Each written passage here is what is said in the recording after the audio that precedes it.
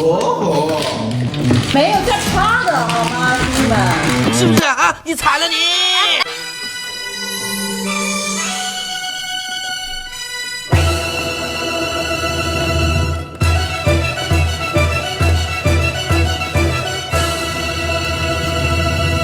怎么办，我的各位爱宝？有时候这个牌一浮起来呀，它不一定有味道，因为有可能是尖叫。其他人板牌板得再快，手上的牌再好，对于咱们手上的这副牌而言，都已经无所谓了。这多不好意思啊！又是一局，不重生之开局已经麻了。早上好，我的各位爱宝。无需太多的语言，我就觉得这种牌拿在手上吧，只有内心的狂喜以及压不住的嘴角。虽然对家里奥狗起手板了一个小鸡穿内裤，谁能预测到桌上有一个人第4圈清一色就已经听牌了呢？你为什么让我摸这个东西啊？虽然对面有3个这种东西，但是我还是会毫不犹豫的就打给他，不为别的，我现在看到我自己手上这副牌我就高兴。这已经不是熟不熟悉能够解释的问题了。阿爷啊，我听好宽哦，25条带47条。对于他们在桌上放的包啊，绝对是视而不见的，胡不下去手啊！我现在只想赶紧打个电话给6条。对不住了各位，排序未饭，你们受着吧。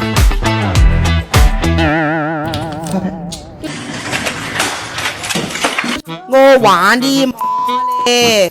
发一副那种牌，给我看一副这种鸟，哇哦，真好！还有方法？还有法律吗？不对，换种方式想一想，第一副牌可能是太猪了。一般来说的话呢，起手太猪的牌鸟都不怎么好。像第2把这一种啊，就是好的比较正常的牌，只有9张条子。虽然带了一对1饼，但是我还是比较倾向于去做清一色，有难度的牌型才有挑战。碰碰胡什么的，so easy， 太简单了。上路蔡8次起手是板过牌的，2万2条，主要看他对我好到什么程度吧。他要是对我好一点呢，我就早点送2万给他。4条先碰了再说，万一摸对3条呢，搞清碰去。我发现妈妈真的少一口高手。这个也可以有啊，这个4条有的给我吃，我就要支持你一下了。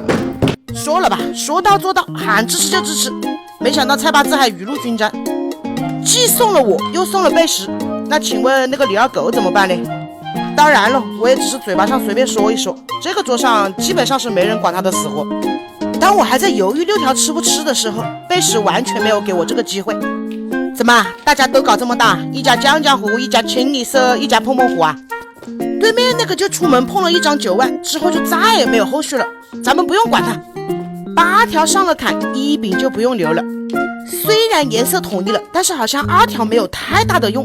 上路板牌的时候好像没有1对2条吧？摸到的后面。不管他是不是后面摸到的，现在摸了，咱们就赶紧跑。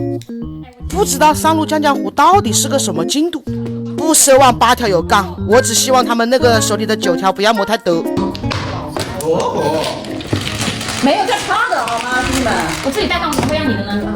真的假的？江江湖这么5条就被拿出来丢人现眼了，2条都开出来了，贝什加油，开个2万。2张。是的嘞，2个酱嘞，江江湖要不要？不要就继续了哦。